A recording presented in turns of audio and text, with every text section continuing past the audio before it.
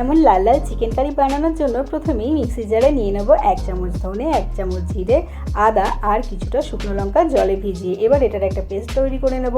কড়াইতে সরষের তেল গরম করে কয়েকটা আলু লবণ হলুদ দিয়ে ভেজে তুলে নেব। তার মধ্যে আরও কিছুটা তেল অ্যাড করে দিয়ে দেব গোটা জিরে, গোটা গরম মশলা আর তেজপাতা। ফোড়নটা ভাজা হলে দিয়ে দেবো রসুনটা একটু নাড়াচাড়া করে দিয়ে দেবো পেঁয়াজ কুচি একটু লাল লাল করে ভাজা হয়ে গেলে দিয়ে দেব আগে থেকে বেটে রাখা মশলা।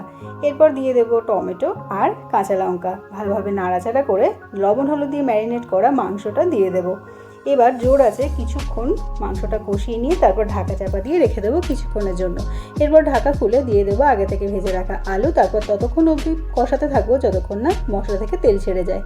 এরপর এর মধ্যে দিয়ে দেবো উষ্ণ জল, পরিমাণ মতো লবণ আর হলুদ। তারপর ঢাকা চাপা দিয়ে রেখে দেবো আলু আর মাংস সিদ্ধ হওয়ার জন্য। সব কিছু সিদ্ধ হয়ে গেলে ঢাকা খুলে গরম মশলা ছড়ালেই রেডি চিকেন কারি।